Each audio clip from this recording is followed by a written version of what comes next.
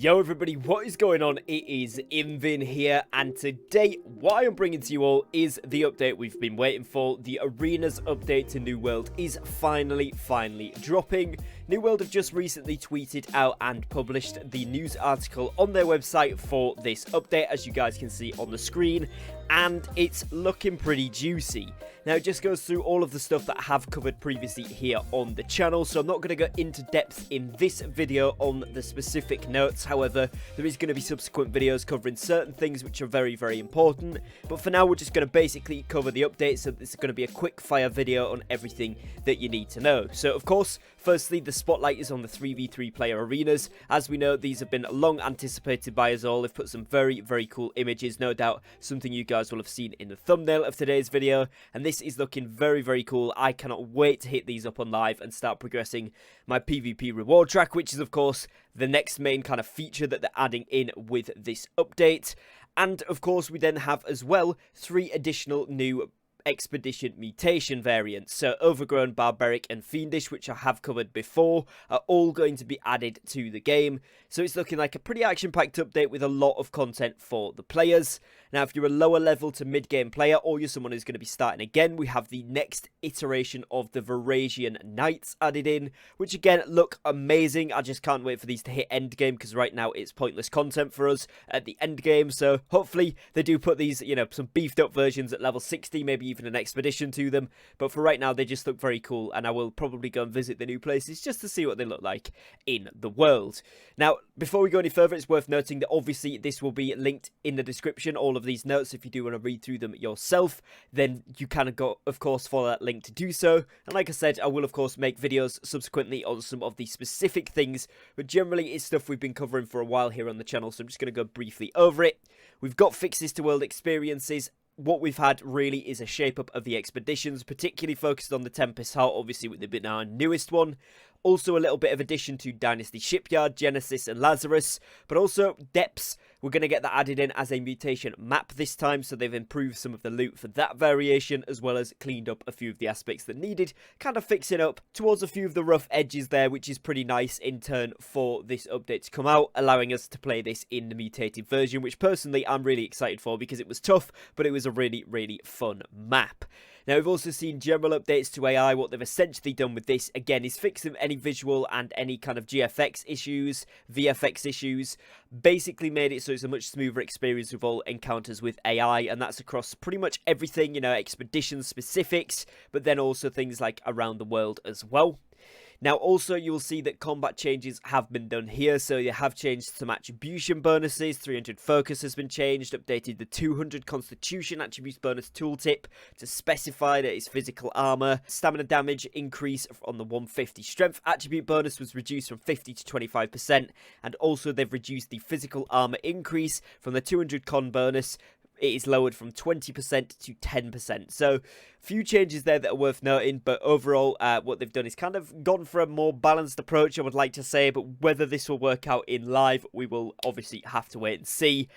Big one here, equipped load healing changes. Basically, you guys will see here that they have updated the equipped load healing bonus to be multiplicative. Now, all of the healing bonuses from the equipped load, positive or negative, will be added on after other calculations have been made, meaning that the bonuses will have a larger and more consistent impact on healing. For example, the base healing is 100. A player has 2 passives that increase the healing by 10%.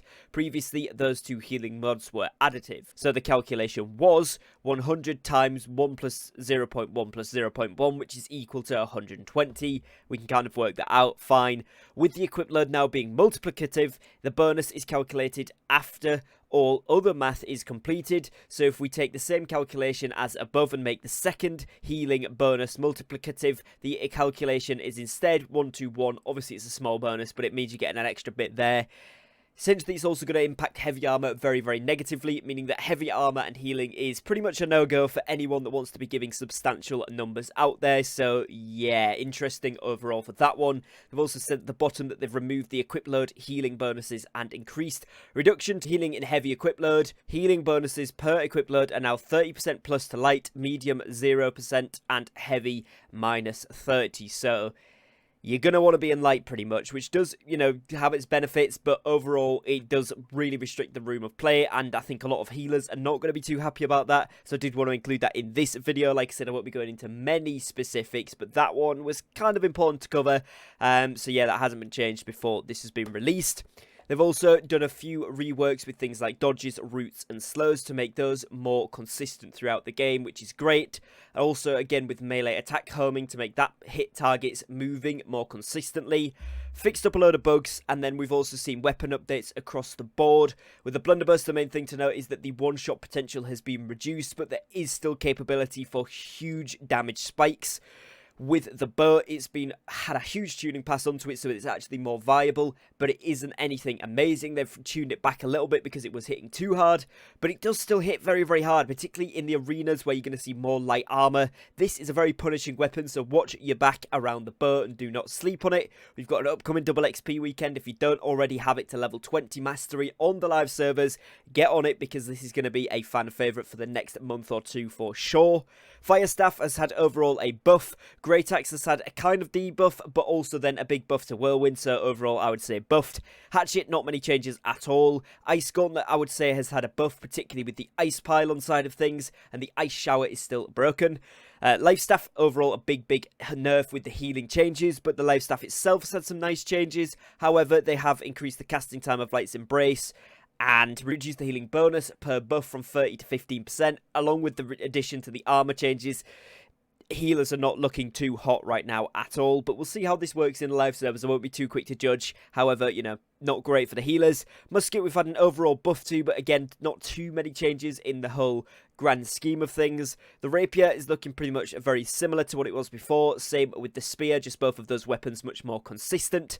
And again, with the Sword and Shield. Void Gauntlet, overall, we've seen a couple of minor changes too, and I think it really has had a buff. We've had the Scream root duration increased again to 2 seconds from the one that it was at, so it's a 100% increase back up to where it was before, so generally I would say that's a buff. And what we've seen with the Warhammer is Path of Destiny. Regular attacks have been tuned down to 100% damage, not 110%, but it does now have the ability to critical strike, which is new for Path of Destiny, and especially with Leeching Path, could mean we get some extra heals in there, which is awesome. Items, again, we've had some fixes. PvP only perks, this is a really cool one, and I've made a few videos on this previously. Some very interesting PvP only perks being added to the game, particularly useful in the PvP arenas, but also in the war environment. Some of these are going to be absolutely game changing. We've then seen a huge plethora of changes to the general perks, again, basically just putting these more in line with one another and trying to come up with some sort of balanced baseline across all of the perks, which is a really good idea and something which I think will be notable to the avid players of the game. And then moving down to game mode updates, we've had a few changes, well, a quick change to invasions there, and quite a big change to Outpost Rush overall. Again, a few specific changes which I'm not going to go into, but essentially the Outpost Rush consumables now have an increased maximum stack size, and the quantity of items gathered from gathering items within Outpost Rush has been increased, as well as the speed at which they're gathered, so it is going to increase the playability of things like the buildable cannons and that sort of stuff. So maybe the siege perk might come in from the PvP perks there a little bit if it becomes meta. However, I still don't think it's going to be amazing. Wars, the game mode specifically, hasn't had any changes or has had minimal just tuning pass changes to make it more consistent. But what you will notice is the faction control point bonus, or what you get if you control the fort in a territory, have all been updated. Again, I have a video already up on this on the channel, but this is pretty cool, and it makes a lot of these, in fact 90% of these, actually viable and actually worth fighting for, because after the changes to fast travelling and Azov, a lot of them were kind of dwindled away. Now they're actually in the forefront of the update and actually will be very, very contested for the most part, which is a really, really cool thing.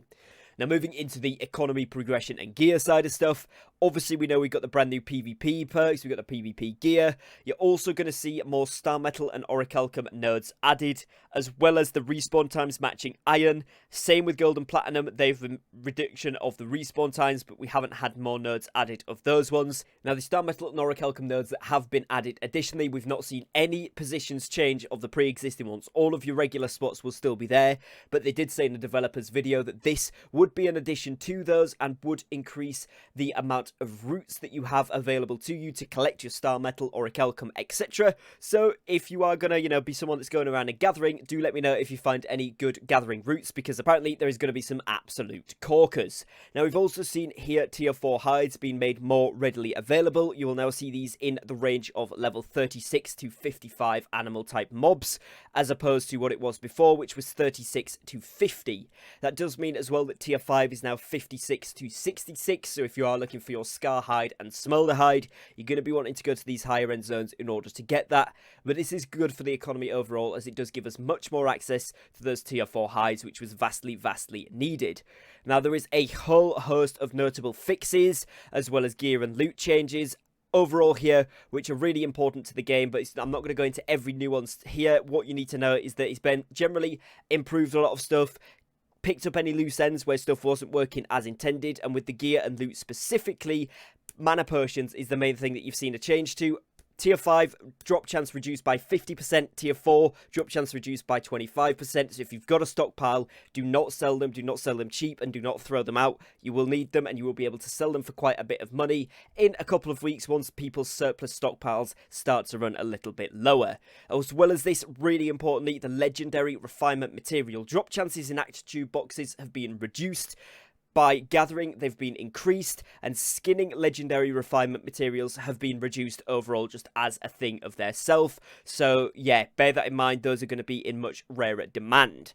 Now, scrolling down here finally to the UX, UI and social stuff, you've had a ton of QOL improvements, a ton of notable fixes, translations, audio, that sort of stuff. Mainly, my favourite thing here is that the mutator difficulty level will always be showed on the HUD for players and Twitch viewers, as well as, video viewers and all that kind of good stuff. So that's a really good thing. Loads of other quality of life stuff, which I'll be making a video on, but if you guys want to read through it, like I said, it is linked in the description to these notes so you can have a look. Now, finally, just to mention as a little addition at the end here, the downtime, which wasn't actually announced in that post for some reason or another, is going to be for me tomorrow at 1 PM. So that's going to be tomorrow 1 PM BST, British summertime, in your local time zone. Again, I will leave this post linked in the description, because what it will do is update this time so you can see it in your local time zone, so it's easier for you to understand. But it's essentially going to be a day after this upload goes live, and if you're watching it any time after the first day of the upload, then this is probably already live. The downtime is going to be around 2 hours,